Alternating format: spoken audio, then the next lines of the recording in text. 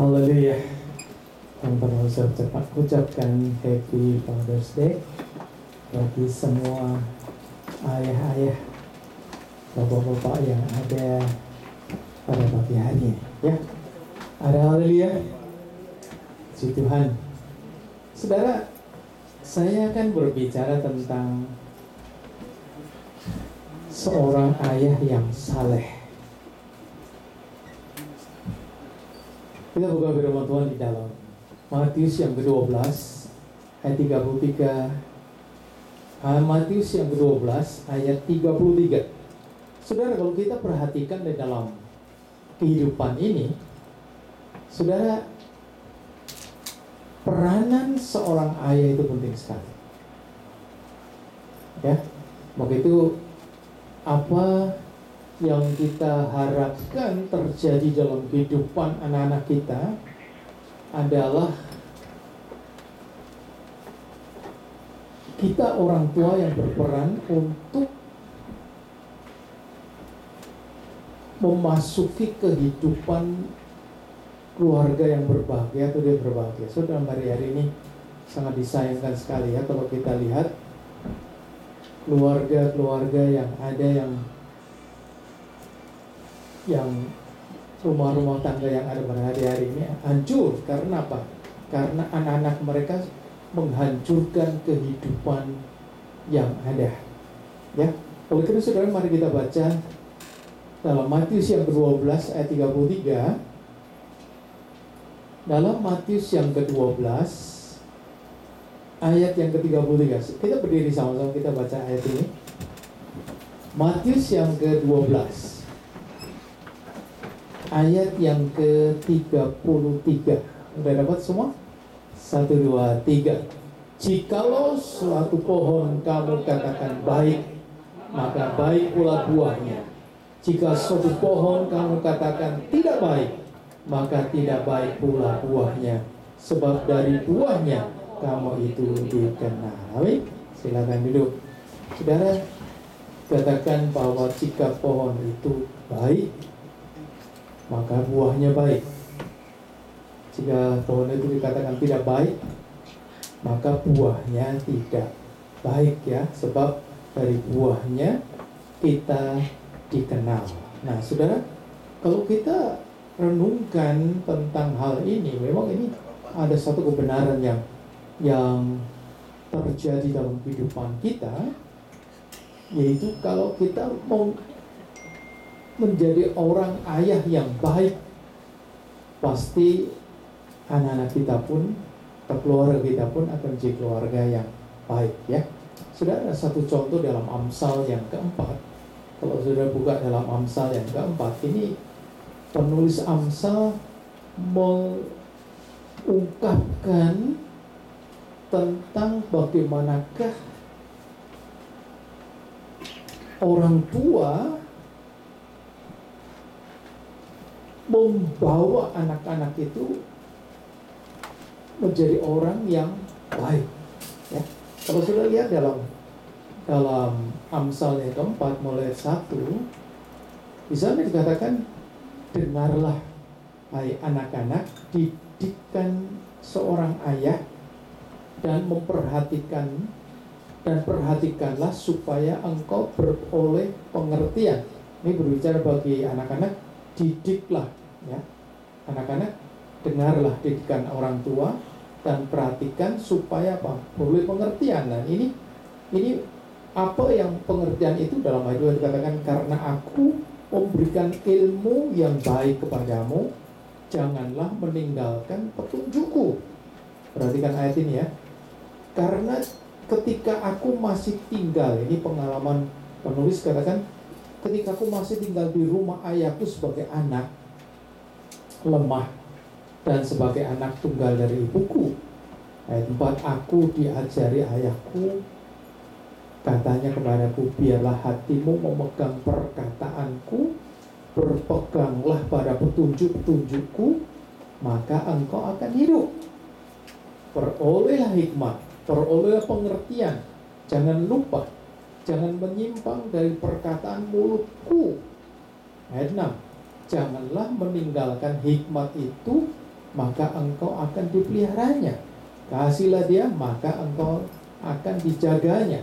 Permulaan hikmat ialah perolehlah hikmat, dan dengan segala yang kau peroleh, perolehlah pengertian. Junjunglah dia, maka engkau akan ditinggikannya. Engkau akan menjadi terhormat apabila engkau memeluknya. Ia akan mengenakan karangan bunga yang indah pada kepalamu, mahkota yang indah akan dikaruniakan kepadamu. Ini merupakan satu hasil dari didikan yang baik. Ayat 10 katakan, hai anakku, dengarlah dan terimalah perkataanku, supaya tahun hidupmu menjadi banyak. Aku mengajar jalan hikmat kepadamu, aku memimpin engkau di jalan yang lurus. Bila engkau berjalan, langkahmu tidak akan terhambat. Bila engkau berlari, engkau tidak akan tersandung. Berpeganglah pada didikan, jangan melepaskannya. Peliharalah dia, karena dialah hidupmu. Ayat 14, janganlah menempuh jalan orang fasik, dan janganlah mengikuti jalan orang jahat. Saudara, ini satu hal yang sangat perlu saudara renungkan dalam ayat 1:14 ini. Bagaimanakah seorang ayah mendidik anaknya sehingga menjadi orang yang mencapai hasil apa yang diharapkan dalam kehidupan. Saudara, beberapa waktu yang lalu ya di Amerika, saudara, terjadi satu penembakan yang terbesar di Amerika sehingga meninggal 49 orang dan 53 luka-luka. Penembak itu bernama Omar Mateen. Mengapa dia menjadi sedemikian rupa? Karena ayahnya yang bernama Mir Mateen mengajar dan mendidik kesalehan yang salah, sehingga dia terlibat atau menjadi supporter dari sebuah kelompok Taliban, dan anaknya akhirnya terlibat dalam kelompok ISIS.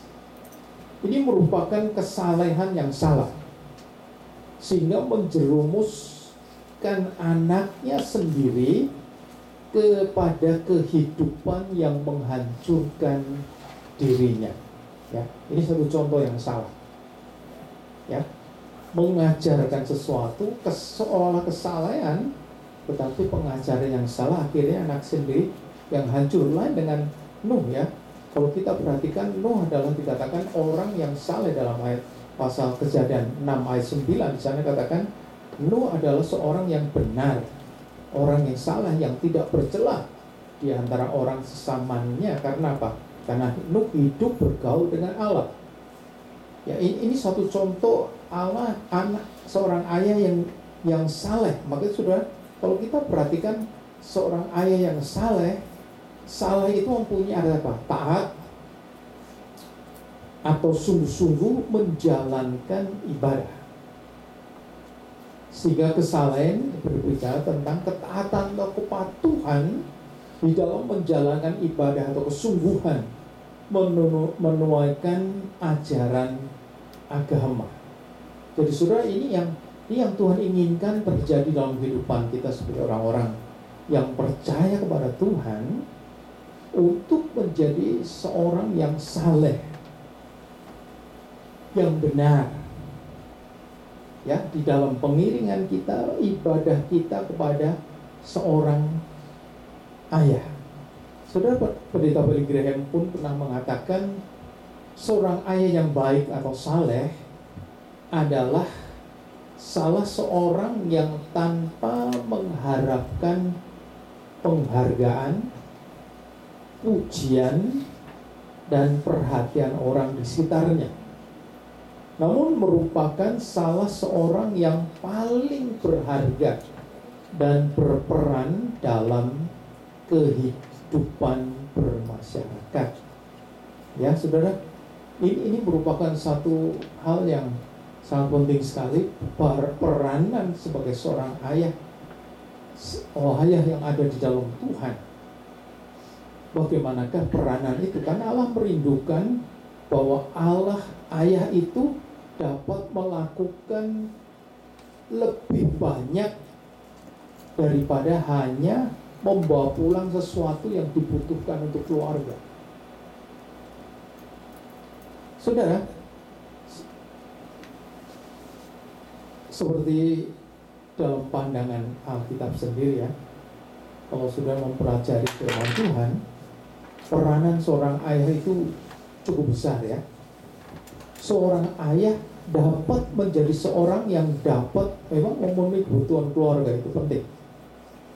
Tetapi sebagai pelindung, sebagai imam, sebagai pemimpin atau penuntun, bahkan guru yang dapat mendisiplinkan anak-anaknya.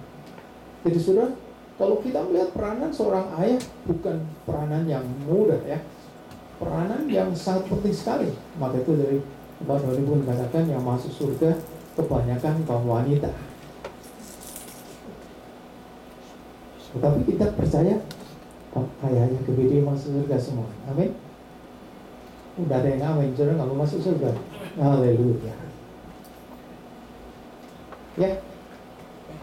Karena apa saudara? Karena ayah berperan sebagai guru yang baik.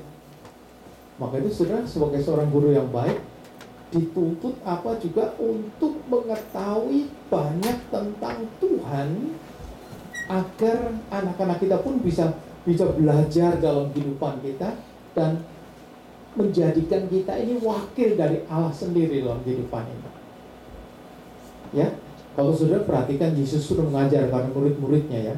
Kalau sudah perhatikan Yesus, dia mengajar kepada murid-muridnya dalam berdoa. Yesus mengatakan dalam Matius 6 ayat 9, katakan, karena itu berdoalah demikian. Bapa kami yang di surga, dikuduskanlah namamu. Saudara, di sini Yesus mengajarkan kepada murid-muridnya bahwa mereka harus mengerti ya. Kalau sudah berdoa kepada Allah ya, sudah harus mengerti dengan sungguh-sungguh tentang siapa yang kita tuju, yaitu Allah yang kita tuju. Ya, maka itu kita harus mengerti siapakah Allah kita, sifat-sifat Allah. Ini sebagai sarana kita untuk mengharapkan agar setiap doa kita itu mendapat jawaban dari Allah yang kita sudah mengerti siapakah dia dan sifat-sifat Allah yang sebenarnya. Karena sudah tanpa kita mengetahui Allah dan sifat-sifatnya bagaimanakah, kita dapat mempercayai atau kita dapat menjadi percaya bahwa Allah itu sanggup menjawab setiap doa-doa kita. Seperti Rasul Paulus sendiri katakan di dalam Ibrani yang ke-11 ayat 6, dikatakan di sana tanpa iman ya, Ibrani 11 ayat 6 katakan tanpa iman tidak mungkin orang itu berkenan kepada Allah. Sebab barang siapa berpaling datang kepada Allah, ya perhatikan ini, ia harus percaya bahwa Allah itu ada dan bahwa Allah memberi upah pada orang yang sungguh-sungguh mencari Dia. Maka sudah di sini di dalam hubungan kita dengan Tuhan juga kalau kita perhatikan, kita perlu mengerti dengan sungguh-sungguh siapakah Allah kita dan sifat-sifat Allah, sehingga sudah tidak ada satu keraguan-raguan untuk kita mempercayai Allah kita sendiri. Ya, di dalam segala perkara memang saudara, di sini pun kita dalam kita menerapkan kehidupan ini, anak-anak kita pun rindu menerima segala sesuatunya agar mereka bisa mengerti, memahami sifat-sifat karakter Allah sendiri. Dan untuk belajar mengerti karakter ayah sendiri, kita harus mengetahui sifat-sifat dan karakter ayah, sehingga saudara di dalam perjalanan kehidupan kita boleh melihat bagaimanakah ayah kita itu dengan sungguh-sungguh memahami seperti Allah, seperti kita memahami Allah dan sifat-sifatnya. Ada satu contoh ya, ada seorang dokter bernama Dr. Lee. Dia menceritakan tentang hubungan seorang ayah yang putranya sedang sakit, terserang penyakit difteri, yaitu penyakit menular berupa peradangan selaput lendir pada hulu kerongkongan ya, pangkal tenggorokan dan batang tenggorokan. Ada penyakit difteri di tenggorokan sih. Saudara, anak itu ada di isolasi di rumah sakit. Ketika ayahnya mengunjungi anaknya itu, dia memakai pakaian khusus dan masker. Anak itu bertanya, mengapa ayah berpakaian seperti itu? Sang ayah menjawab, aku ingin melindungi orang lain karena engkau sakit parah. Saudara, beberapa waktu kemudian, dengan niat untuk mengetahuinya, anak itu berkata, ayah, apakah aku akan mati? Saudara, ayah ini yang telah mengajar anaknya untuk tidak berbohong, dia menjawab kepada anaknya, itu adalah apa yang dokter katakan. Dalam suasana yang menyedihkan itu, ayah bertanya kepada anaknya, nak, kamu kan tidak takut mati, betul?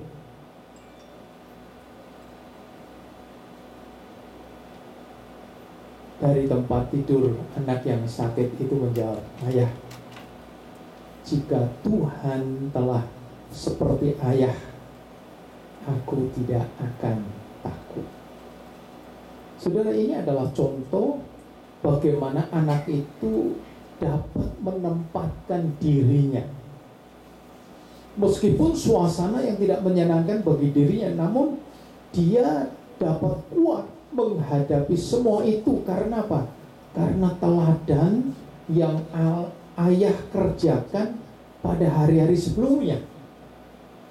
Sebagai seorang saleh yang dapat menjadi contoh bagi anak itu. Saudara, ini satu situasi keadaan yang tidak mudah ya. Karena anak itu pun diperhadapkan satu kehidupan bagi anak itu tidak mudah ya. Karena dokter katakan anak itu akan mati. Bayangkan saudara-saudara sudah divonis mati begitu kan, kita sebagai orang tua aja kadang-kadang mikir ya, berat sekali. Tetapi saudara, anak ini bisa melihat, bertahan atau mampu menerima kenyataan ini. Kenapa? Karena dia sudah melihat bagaimanakah teladan yang diberikan kepada ayahnya, orang yang takut akan Tuhan. Saudara, kalau kita perhatikan juga ya, saudara, dalam rumah itu penting ya. Dan peranan ayah dan ibu itu penting dalam sebuah rumah tangga. Dan rumah itu adalah tempat yang paling penting dalam kehidupan bermasyarakat. Tanggung jawab untuk terbentuknya kehidupan kerohanian dan keberhasilan keluarga. Sering memang kita sadari ya, bapak-bapak seringkali sadar ya, bahwa seringkali peranan untuk pentingnya pengajaran dan semua itu dibebankan pada seorang ibu. Tetapi saudara, di sini kalau kita perhatikan sebenarnya peranan seorang ayah itu sangat dibutuhkan sekali di dalam rumah tangga untuk mencapai satu kebahagiaan yang sempurna. Karena sudah hari-hari kalau sudah melihat kehidupan anak-anak dalam masa-masa ini, masih muda sudah tidak mempunyai masa depan. Itu yang sangat kita sayangkan sekali. Ya oleh karena sudah dalam hari-hari ini, mari saudara, kita sebagai orang-orang yang masih yang dipercayakan pada Tuhan untuk membawa keluarga kita itu, kita harus kerjakan dengan sungguh-sungguh. Maka saudara, peranan ayah ini bukan hanya cukup memberikan cukup makan saja, tidak. Tapi seperti yang saya katakan, sebagai seorang pembimbing, seorang imam, seorang guru yang mengajarkan anak-anak untuk boleh memiliki kehidupan yang seperti apa yang Allah inginkan. Saudara, oleh karena itu, saudara, pada pagi hari ini kita akan melihat apakah kriteria untuk menjadi seorang ayah yang saleh, ya. Yang pertama, ini harus kita yakin, ya, yakinkan diri sendiri telah memberikan jiwa, roh, dan hidup kita itu untuk Yesus. Ini sangat penting sekali, ya. Dengan kata lain, saudara, kita harus sudah punya satu keyakinan bahwa kita ini sudah memiliki Yesus dalam kehidupan kita. Ya, karena ini sangat penting sekali. Kalau kita ingin menjadi suami yang baik, ini sangat penting sekali. Ya, karena apa? Peranan suami seperti dalam Efesus 5 ayat 23, di sana kita perhatikan peranan suami itu adalah kepala rumah tangga. Kalau kita lihat dalam Efesus 5:23, ini sama dengan Yesus sebagai kepala gereja, disamakan dengan Yesus sebagai gereja. Jadi kalau kita lihat ayat 23 kan, karena suami adalah kepala istri sama seperti Kristus adalah kepala jemaat. Dialah yang menyelamatkan tubuh. Ya saudara, ini sangat penting sekali. Kita tidak bisa setengah-setengah main-main. Katakan sebagai orang Kristen, tapi diri kita tidak memiliki Yesus dalam kehidupan kita. Kita belum sungguh-sungguh menerima Kristus sebagai juru selamat kita dalam kehidupan kita. Bagaimanakah kita bisa menjadi kepala dalam rumah tangga kita sendiri? Bahkan saudara, kalau kita perhatikan, ini memang sangat penting sekali jika kita ingin menjadi ayah yang terbaik, ya. Karena tidak ada cara lain, ya saudara, untuk apa? Kita dapat mempraktekkan pengajaran-pengajaran Kristus di dalam kehidupan rumah tangga kita. Ini yang kelemahan kita kadang-kadang, itu kan urusan mama, ya, atau urusan guru sekolah minggu. Tidak, itu tanggung jawab dari seorang ayah sendiri sebagai seorang imam dalam rumah tangga. Ya, makanya saudara, di sini kita harus banyak belajar. Kalau kita sudah mengakui Yesus selamat kita harus banyak belajar akan kebenaran firman Allah, sehingga kita bisa hidup menurut kebenaran firman Allah.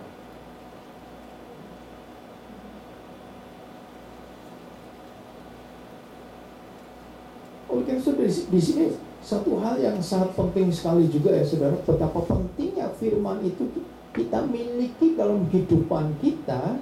Karena apa? Inilah yang menjadi tanggung jawab yang lebih daripada itu, ya. Sebenarnya di dalam mengerjakan tugas sebagai seorang suami atau seorang ayah bukan satu pekerjaan yang kecil, ya. Karena apa? Mari kita buka di dalam Efesus 5 tadi ayat yang ke-25 sampai 27. Di sana dikatakan bahwa kita adalah sebagai seorang kepala rumah tangga itu harus menjadi seorang figur, seorang ayah sebagai panutan. Saya katakan pada hari Jumatnya lalu, menjadi sebagai panutan, orang yang diikuti, ya. Bukan banyaknya materi yang diberikan itu yang penting, tapi adalah sebagai figur yang membawa anak-anak dan istri memiliki hidup yang tidak bercacat dan celah. Coba saudara baca dalam Efesus 5 ayat 25 sampai 27.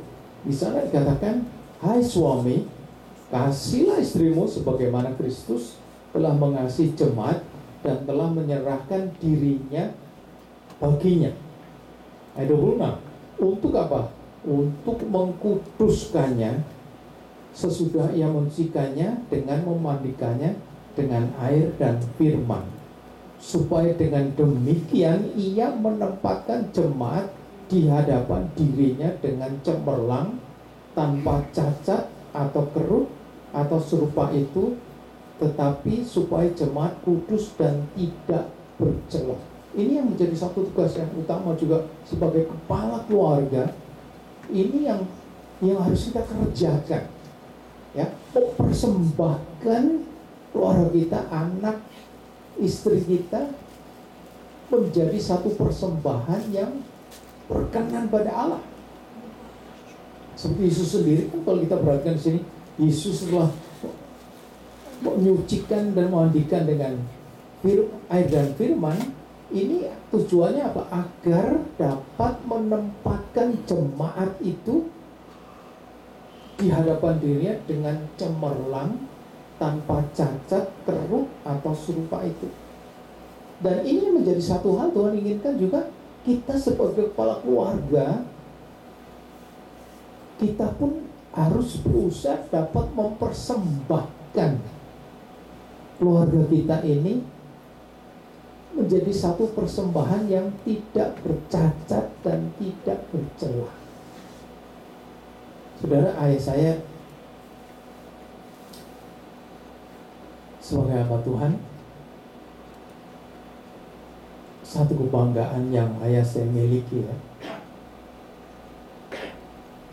bukan dia mengharapkan anak-anak, yang mengharapkan anak itu memiliki pendidikan yang baik. Itu satu hal kerinduan ayah, ya, karena sama ayah sendiri, ayah saya tidak bisa belajar seperti pada zaman mereka sudah zaman perang dan semua itu, orang sekolah susah sekali, ya. Tetapi yang menjadi satu kebanggaan, ya, pada masa tua ayah saya, dikatakan satu kebanggaan yang ayah saya miliki apa? Dia boleh melihat anak-anaknya sebagai hamba-hamba Tuhan. Ada 4 anak, semua hamba Tuhan. Ya, saudara, ayah saya tidak mikir hal yang duniawinya, ya, kekayaan dan semuanya dia tidak pikir. Tapi yang dia banggakan, 4 anak ini menjadi hamba Tuhan. Ya, seperti tadi ini, ya, mempersembahkan, ya, sebagai orang ayah, mempersembahkan keluarga kita ini sebagai persembahan yang cemerlang, tidak bercacat dan tidak bercelah di hadapan Allah. Maka saudara, kalau kita dituntut untuk melakukan ini, apa yang kita kerjakan? Kita harus berusaha juga untuk dapat mendalami dengan sungguh-sungguh akan kebenaran firman Allah. Ini yang condongan kita, mengapa kita seringkali kita tidak sungguh-sungguh dalam Tuhan, tidak sungguh-sungguh kita memperhatikan firman Tuhan. Karena apa? Karena kita pikir istri itu yang bertanggung jawab untuk pendidikan. Enggak, ya, karena yang menjadi kepala keluarga itu adalah suami. Hei suami, bangun.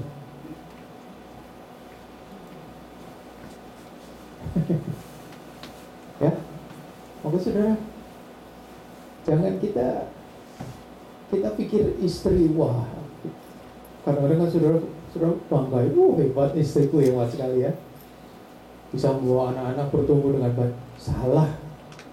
Peranan orang tua, ayah itulah yang harus berperan, bukan istri. Karena istri adalah kepala rumah tangga, istri ada di bawah kepala. Amin. Saudara, ini yang Tuhan inginkan dalam hari-hari. Kalau tidak, saudara, apa yang terjadi dalam dunia ini, itulah yang terjadi, ya. Tidak bisa membawa anak-anak ini untuk percaya kepada Tuhan dalam hari-hari. Hal yang kedua, kriteria yang kedua adalah menjadi sebuah contoh dalam semua hal.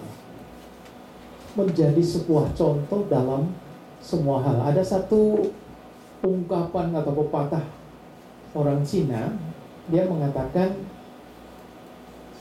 salah satu gambar bernilai 1000 kata. Ya, kalau sudah lihat gambar, itu bernilai 1000 kata. Ya, artinya apa, saudara? Artinya sebuah gambar itu dapat diuraikan dengan begitu banyak kata-kata. Bayangkan ya saudara, kadang-kadang saudara melihat satu gambar, si A katakan demikian, si B katakan demikian, si C katakan demikian, mungkin tidak sama dalam penilaian satu dengan yang lain. Maka itu dikatakan bahwa sebuah gambar itu, salah satu gambar bernilai 1000 kata. Dia juga sudah pada masa sekarang ini orang memang pendidikan penting sekali ya. Dan orang mengakui bahwa pendidikan visual yaitu pendidikan yang dapat dilihat dengan indera penglihatan atau mata atau berdasarkan penglihatan adalah salah satu metode yang paling efektif untuk mengajar. Ya saudara, di sini sangat penting sekali. Salah satu contoh yang baik atau praktek kehidupan yang membuat dampak besar daripada kita mendengarkan 1000 kuliah yang disampaikan. Ya saudara, di sini menjadi satu hal apa? Berbicara di dalam rumah itu, ya, apa yang kita katakan tidak seperti apa yang kita lihat. Kamu sudah hati-hati ya saudara. Di sini seperti tadi, kalau buahnya baik, kalau pohonnya baik kan menghasilkan buah yang baik. Kalau buahnya tidak baik akan menghasilkan buah yang tidak baik. Nah, ini jelas sekali dari apa yang dilihat oleh anak, itulah yang dia pelajari. Itulah yang dia pelajari. Kamu tuh hati-hati saudara dalam hal ini juga saudara.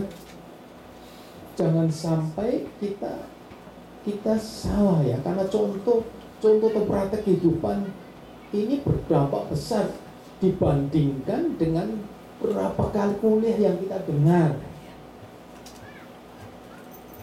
Lebih berharga lagi ya, tadi seperti gambar tadi, sebuah gambar dapat berbicara 1000 kata. Ya bayangkan saudara, kalau kita melihat ayah kita dapat berbicara 1000 kata. Betul. Karena dari ayah kita bisa belajar banyak. Ya, kita bisa belajar banyak. Ini yang menjadi satu hal yang sangat penting sekali, peranan ayah kita. Saudara, kalau dunia tidak menghargai ayah ya, waktu itu mereka lebih menghargai seorang ibu. Kalau hari Father's Day ini, kita sudah lihat restoran tidak terlalu ramai, yang ramai pada Mother's Day ya. Tapi lebih banyak ada pandemik, jadi tidak ada orang makan di restoran. Sayang, kasihan nanti kerja di restoran. Saudara, ini satu hal yang pasti ya. Karena apa? Orang lebih menghargai seorang ibu, orang tidak menghargai seorang ayah.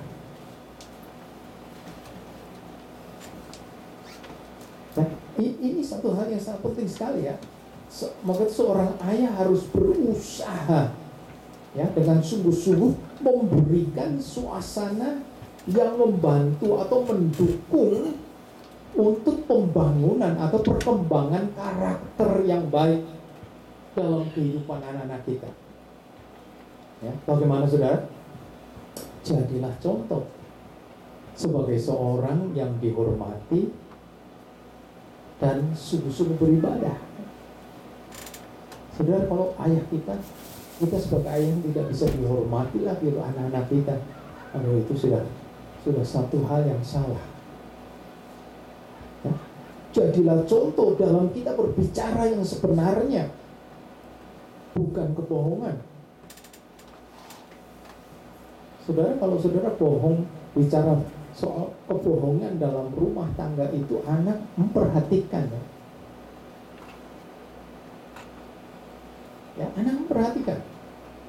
Maka itu hati-hati dalam hal ini ya. Jadilah contoh juga dalam kejujuran dalam semua hal yang kita harus lakukan, sampai kepada keuangan. Kalau suami istri saja tidak bisa terbuka, saudara, wah ini bahaya sekali ya.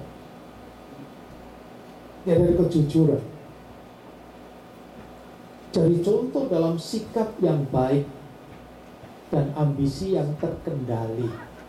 Nah, saudara, kalau saudara tidak bisa mengendalikan diri kita, ini menjadi satu kenyataan. Anak-anak kita pun lihat aja, apa jadinya nanti akan sama seperti ayahnya. Kalau buahnya baik, kalau pohonnya baik, buahnya baik. Kalau pohon tidak baik, buahnya pasti tidak akan baik. Ya, jadi sudah di sini menjadi suatu hal yang sangat penting sekali, betapa pentingnya contoh kehidupan itu dalam rumah tangga. Makanya itu jadilah seorang yang benar, seorang yang saleh sungguh-sungguh. Panggilan seperti Musa dikatakan orang yang benar di hadapan Allah. Kriteria yang ketiga, seorang orang ayah yang saleh itu apa? Mampu mengajar kedisiplinan yang benar. Ya, memang saudara, bagaimana mendisiplinkan yang benar ini kadang-kadang menjadi suatu masalah yang besar di Amerika ini, sehingga hasilnya kita bisa melihat. Tapi firman Tuhan katakan, kalau kita lihat dalam Efesus yang ke-6 ayat yang ke-4, bagaimana kita mendidik anak kita itu dikatakan kita harus mendidik dalam ajaran dan nasihat Tuhan. Ya, dan dalam Efesus 6 ayat 4 di sana dikatakan, dan kamu bapak-bapak janganlah bangkitkan amarah di dalam diri anak-anakmu, tetapi didiklah mereka dalam ajaran dan nasihat Tuhan. Ya, mendidik dalam ajaran dan nasihat Tuhan.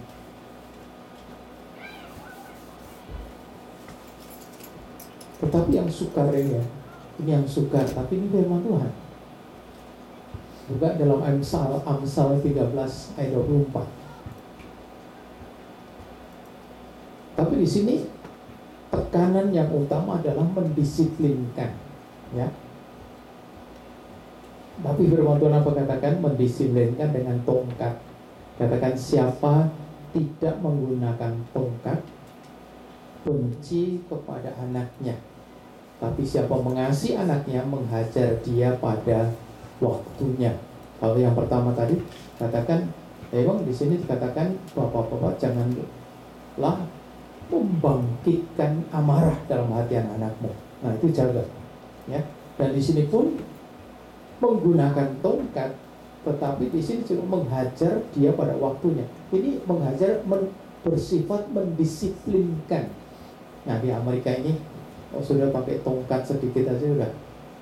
Kalau kita di Indonesia dulu kan sampai puas dikasih tongkat, ya. Betul enggak? Bukan orang tua kita sendiri, guru kita di sekolah pakai tongkat. Ingat kan? Siapa yang pernah tongkat kasih pakai cemeti apa, pakai rotan gitu? Ya, kalau zaman saya dulu, guru-guru kecem-kecem juga ya pakai tongkat untuk mendisiplinkan murid. Tapi di sini sudah memang sukar, ya. Tetapi ini firman Tuhan. Ini sudah bisa menafsirkan sesuatu dengan cara yang tidak membangkitkan amarah tadi. Bahkan yang dalam Amsal yang ke-23 ayat yang ke-13-14, mengapa sampai ini ditekankan di sini? Karena apa? Mendisiplinkan dengan tongkat itu menyelamatkan dari neraka. Ini yang harus kita tahu, ya. Dikatakan jangan menolak didikan dari anakmu, ia tidak akan mati kalau engkau memukulnya dengan rotan. Engkau memukulnya dengan rotan, tetapi engkau menyelamatkan nyawanya dari apa? Dunia orang mati. Nah, sekarang banyak orang di Amerika ini tidak menggunakan firman Tuhan ini, sehingga anaknya hancur. Bayangkan sekarang, anak belasan tahun sudah melakukan kejahatan yang besar, dalam masa usia yang masih muda sudah masuk di penjara. Yang susah siapa? Yang susah orang tua. Ya, yang susah orang tua. Bayangkan sudah sampai anak perempuan. Kalau zaman-zaman yang lampau kan anak perempuan jarang sekali lihat anak perempuan melakukan kejahatan. Anak umur 14 15 tahun ngerampok mobil taksi, ingat di mana itu, di Florida atau di mana itu ya? Di Florida ya. Sampai memukul, merampas mobil. Bayangkan saudara. Anak umur 15, 13, 15 tahun, anak perempuan. Kenapa? Karena tidak mendidik, mendisiplin. Saya katakan jangan dengan kekerasan. Kalau kekerasan memang mendisiplin. Nah, saudara minta hikmat Tuhan bagaimana kita mendisiplin anak kita supaya anak kita tidak menjadi seperti anak-anak yang seperti ini. Saudara lihat banyak anak-anak yang berani sama orang tua. Kenapa? Karena kita tidak mendisiplin dengan baik. Anak tidak menghormati orang tua. Kenapa? Karena kita tidak mendisiplin dengan rotan.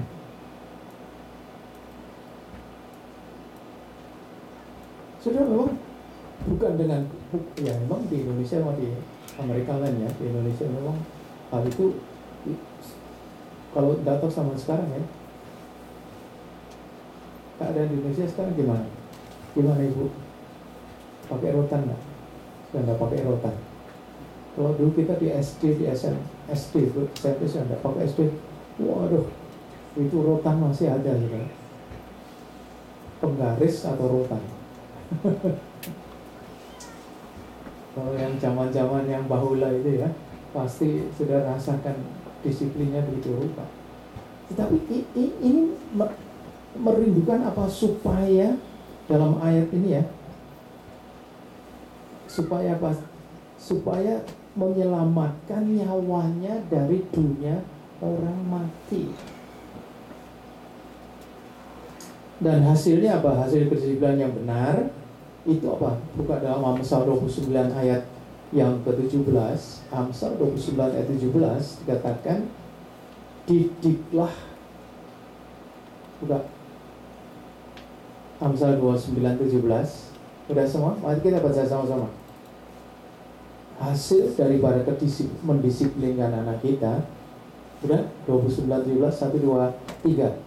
Didiklah anakmu, maka ia akan memberikan ketenteraman kepadamu dan mendatangkan sukacita kepadamu. Amin, saudara.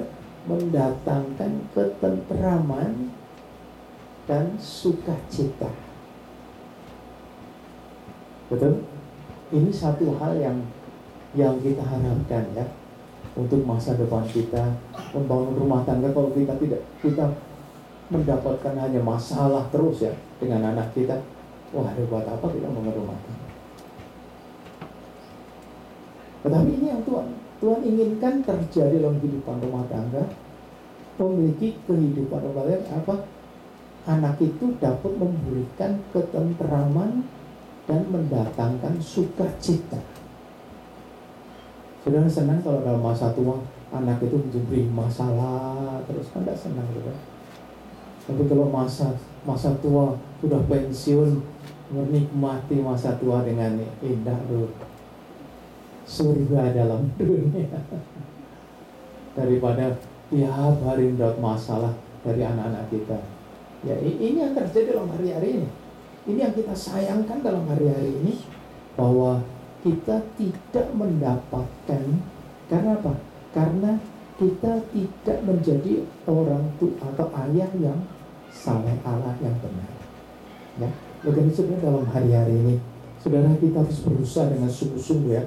Bagaimanakah kita sebagai seorang ayah, kita harus memberikan, memang kita memberikan banyak hal yang sangat bermanfaat bagi anak-anak kita, ya. Jangan sampai kita memberikan sesuatu yang salah. Maka itu kita harus utamakan Kristus itu dalam kehidupan kita, supaya melalui hidup kita bisa memberikan yang terbaik dalam kehidupan kita, dan yang akan menikmati kita juga nanti dalam hari-hari yang akan datang, ya. Bagaimana saudara, banyak hal yang masih dapat kita lakukan dan banyak hal yang masih dapat kita pelajari dalam hari-hari ini, supaya masa depan kita itu menjadi masa depan yang sangat indah. Amin, saudara. Kalau sudah ya memang yang sudah lanjut usia tidak akan kembali lagi seperti dulu ya, tapi bisa memberikan nasihat kepada anak cucu kita ya, supaya keturunan kita pun keturunan yang berbahagia. Amin saudara. Kalau kita ada di dalam dia ada dalam kehidupan kita. Kita percaya bahwa kita boleh melihat rumah tangga kita itu akan menjadi rumah tangga berbahagia, kan? Apa anak-anak kita memberikan ketentraman dan memberikan sukacita di dalam kehidupan kita semua. Amin. Oleh karena saudara, kita mau saling mendoakan satu yang lain.